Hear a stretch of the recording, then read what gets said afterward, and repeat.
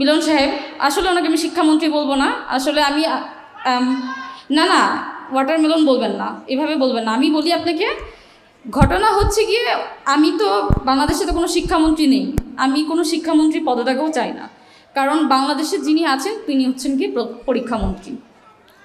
উনি শুধুমাত্র পরীক্ষা নিয়ে ভাবেন, শিক্ষার্থীদের কথা ভাবেন না। আমি গত 2 দিন দেখলাম যে নারীরা কি পরিমাণে সাফার করেছে, শুধুমাত্র এই বন্যা, এই হাঁটু সমান পানি নিয়ে কি পরিমাণে নারীরা সাফার করেছে। কেমন সাফার করেছে আপনাদের কাছে শুনতে আনকমফোর্টেবল লাগবে। পিরিয়ড অবস্থায় তাদের প্যাড পর্যন্ত ভিজে গিয়েছে, এমন নারীরা পর্যন্ত গিয়ে এক্সামে পরীক্ষা দিয়েছে। কি পরিমাণে স্ট্রাগল তাদেরকে করতে হয়েছে, আর উনি সেখানে হচ্ছে গিয়ে শিক্ষার্থীদের সাথে মজা করে বেড়াচ্ছেন। 14 জুলাই খুবই সুন্দর একটা দিন আমাদের নারীদের জন্য। আমরা নারীরা আসলে জুলাই গণ অভ্যুত্থানে আজকের দিনটাই আসলে মোড় ঘুরিয়ে দিয়েছিলাম।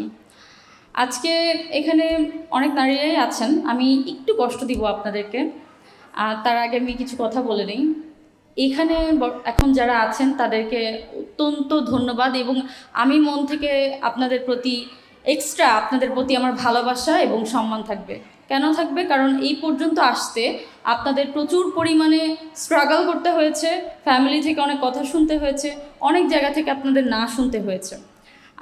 আমি আপনাদেরকে, এখানে যারা উপস্থিত আছেন তাদেরকে আমি 3টা প্রশ্ন করতে চাই। আপনারা কষ্ট করে একটু হাত তুলবেন, আমি এই কষ্টটা আপনাদেরকে দিব। সেটা হচ্ছে, আপনারা গত 1 মাসে বা গত 7 দিনে পলিটিক্যাল ভিউ শেয়ার করার কারণে বা আপনাদের পলিটিক্যাল যে সকল নলেজ বা সমালোচনা করার কারণে আপনারা কারা কারা গালি খেয়েছেন, একটু কাইন্ডলি হাত তুলবেন। আচ্ছা, খুবই স্বাভাবিক।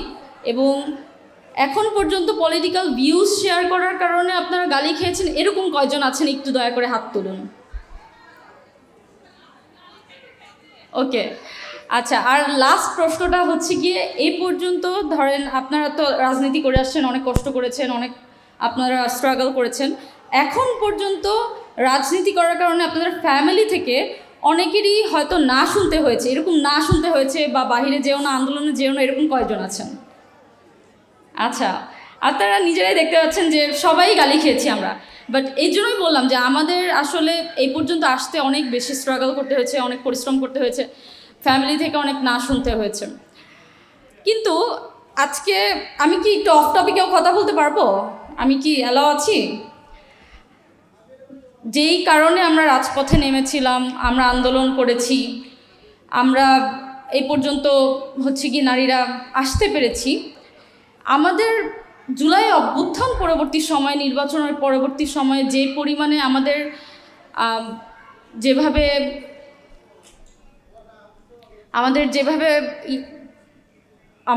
মূল্যায়ন করা দরকার ছিল, আমাদের কি আসলে সেভাবে মূল্যায়ন করা হয়েছে? আই ডোন্ট থিঙ্ক সো আমাদের হয়েছে।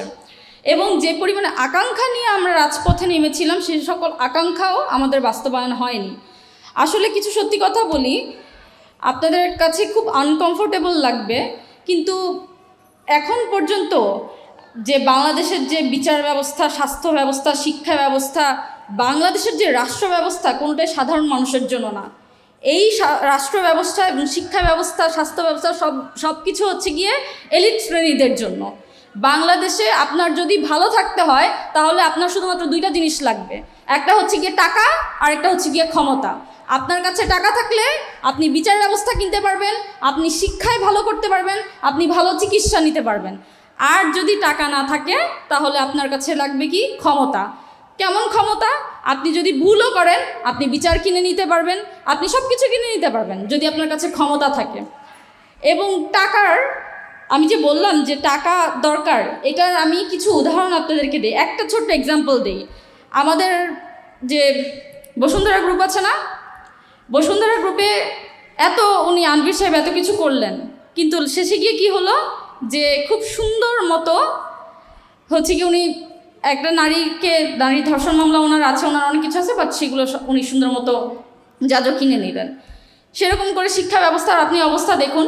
মিলন সাহেব, আসলে ওনাকে আমি শিক্ষামন্ত্রী বলবো না, আসলে আমি না ওয়াটারমেলন বলবেন না, এভাবে বলবেন না। আমি বলি আপনাকে, ঘটনা হচ্ছে গিয়ে আমি তো বাংলাদেশে তো কোনো শিক্ষামন্ত্রী নেই, আমি কোনো শিক্ষামন্ত্রী পদত্যাগও চাই না, কারণ বাংলাদেশে যিনি আছেন তিনি হচ্ছেন কি পরীক্ষামন্ত্রী।